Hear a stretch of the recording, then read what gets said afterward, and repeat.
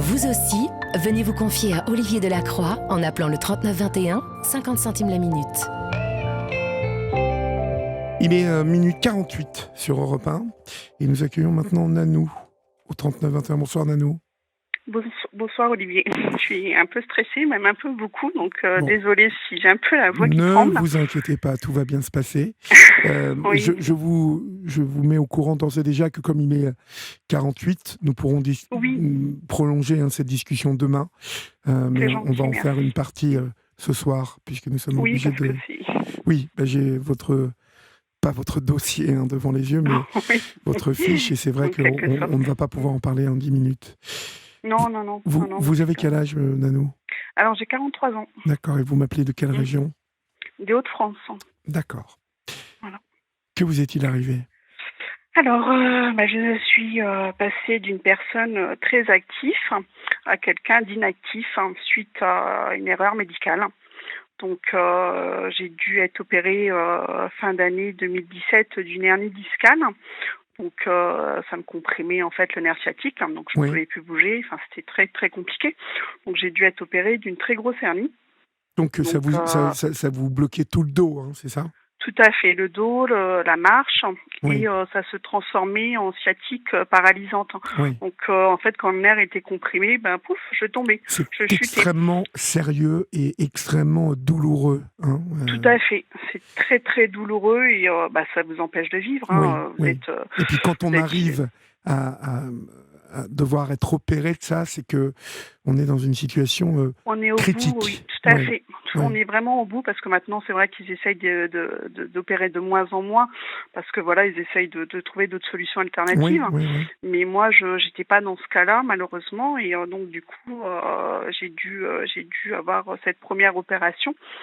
Donc, qui s'est passé pas trop bien, je pense, puisque le lendemain de cette opération, j'avais les mêmes douleurs. Donc, au réveil après l'anesthésie, en fait. Donc, j'étais aussi souffrante avec le même nerf sciatique toujours coincé. On vous a peut-être dit que c'était normal, non, ou pas ? Tout à fait. Tout à fait, on m'a dit que c'était tout à fait normal, qu'il fallait attendre que ça se passe, que l'opération se passe, que le champ opératoire se passe. Ça cicatrise sans doute. Tout à fait, voilà, c'est ça. Donc bon, je suis restée sur ça en espérant bien sûr que c'était ça. Et en fait, le temps a passé, les semaines ont passé et non, j'étais toujours dans la même situation. Donc j'ai eu le rendez-vous avec le professeur qui m'a opéré et je lui ai dit vous savez, vous m'avez opéré, mais j'ai l'impression que vous m'avez pas opéré. Donc il a fait un peu une drôle de tête parce que je lui ai dit j'ai toujours cette douleur avant et après, si rien n'a changé quoi. Donc, on a dû attendre pour passer un IRM au bout de 4 mois, parce qu'il faut un délai aussi, pareil, pour avoir que le champ opératoire soit un peu plus atténué. Et donc, finalement, j'avais raison d'insister, puisque finalement, je pense que l'hernie a été revenue aussitôt le lendemain, quoi. Ah oui, d'accord. L'hernie discale était toujours là, toujours aussi importante. Donc, c'est pour ça que j'avais toujours mal. Donc, on voit combien c'est compliqué en plus. C'est assez subtil comme opération. C'est très, très précis et en même temps, on n'est pas sûr de réussir. Voilà. Et en fait, une récidive, parce que j'ai une récidive précoce, et la récidive précoce, ça arrive que dans 2% des cas. On peut avoir une récidive d'hernie discale, mais ça arrive peut-être au bout de 5 ans, 10 ans, dans le futur, mais pas aussitôt. C'est très rare, quoi, en fait. Donc, je faisais partie du petit pourcentage où ça arrivait, ça revenait aussitôt, quoi. Donc, ce qui était embêtant, puisque j'étais toujours dans la même situation et qu'il fallait réopérer, puisque je pouvais pas rester comme ça. D'accord. Donc, comment ça s'est passé ensuite ?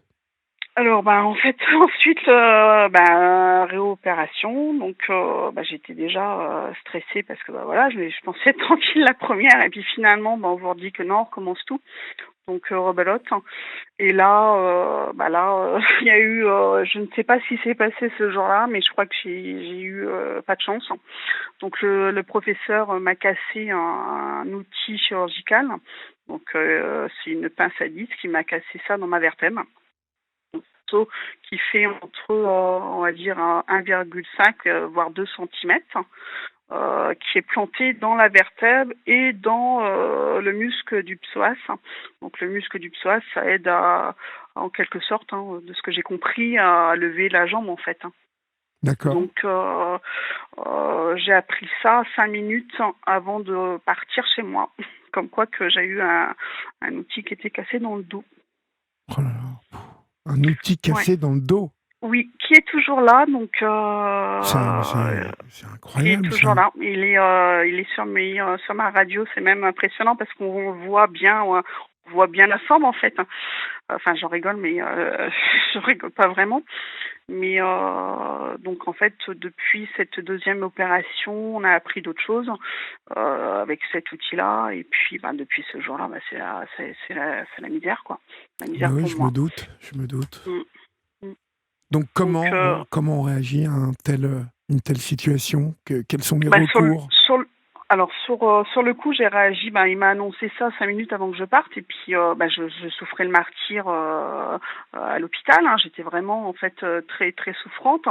J'ai eu les jambes paralysées au réveil, et en fin de compte, c'est parce que le champ opératoire il a été beaucoup plus important puisqu'il a essayé de sortir cet outil-là. Donc ça a eu des répercussions aussi pour la suite, puisque ça a créé en fait un gros hématome.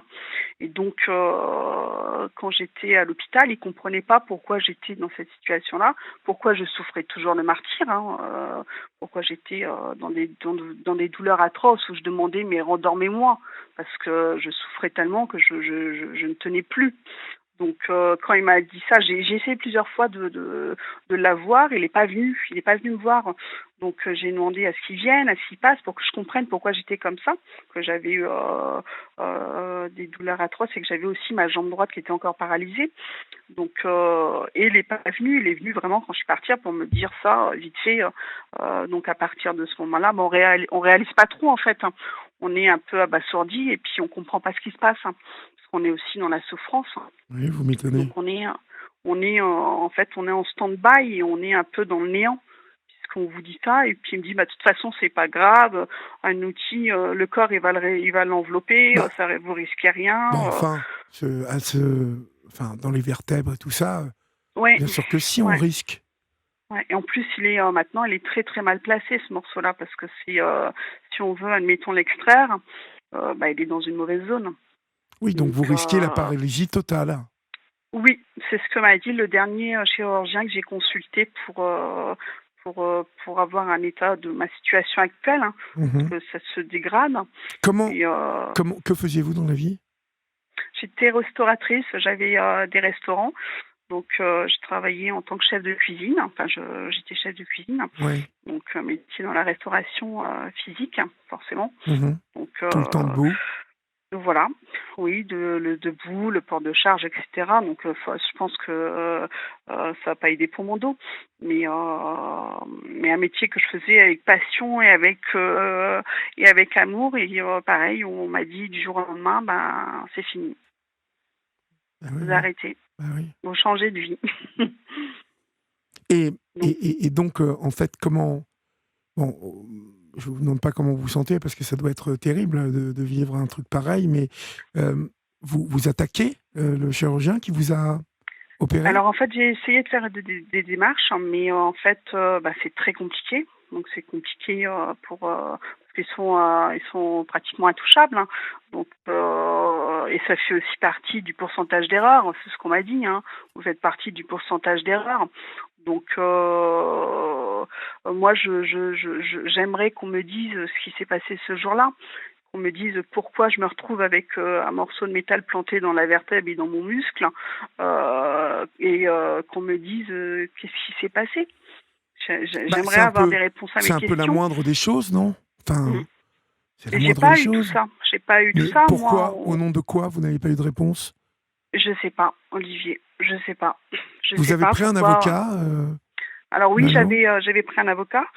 Mais ça a marché, enfin ça déboutit à rien en fait, parce qu'en fait quand on passe par une commission, donc on passe devant un expert, donc je suis passée devant un expert. Oui. Donc l'expertise, pour moi à mon sens, a été minimisée, puisque l'expert m'a dit mais de toute façon ce morceau de métal vous embêtera pas, vous aurez aucun souci, et en fin de compte c'est pas l'avis du médecin que vous avez vu visiblement.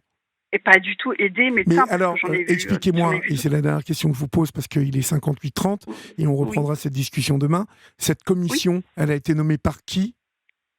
Alors exactement? en fait, on est obligé de passer par là quand il y a des erreurs médicales. Donc c'est l'avocat qui passe par là. Hein. C'est la première chose qu'ils font. Donc ils font intervenir cette commission-là. Et en fait, c'est une commission d'État. Hein. C'est géré par un organisme d'État. Et donc, après, c'est l'avocat qui fait la demande. Donc après, nous, on passe devant un expert et puis après, il donne sa conclusion. Et puis voilà. Sauf qu'au moment où la conclusion elle a été donnée et tout ce qui s'est passé pour moi derrière, c'est complètement l'opposé. Ça n'a rien à voir. D'accord. Alors, on rentrera un peu plus dans le détail demain. Florian va vous rappeler. On regardera le début de l'émission ou vers 23h. Ça, il vous dira, lui. Mais on va rentrer un peu plus dans le détail de toutes ces commissions et de tout ce qui vous reste à mener comme combat. Oui, mais je me doute, mais c'est important pour toutes celles et ceux qui nous écoutent, parce que je rappelle que ça n'arrive pas qu'aux autres. N'oubliez pas. C'est pour ça que bien sûr. Je vous embrasse, Nanou, et je vous dis à demain. D'accord ? Merci, Olivier, merci. À demain. Au revoir. Merci, bonne à nuit. demain. Au revoir. Chers amis, bonne nuit. Chers amis, c'est la fin de votre libre antenne. J'espère que vous avez passé un bon moment. Bien évidemment, on se retrouve tout à l'heure, dans quelques heures, à 23h. Et puis, en attendant, dormez bien. N'oubliez pas qu'ici, on vous aime. Et je me réjouis de vous retrouver dès demain. Salut.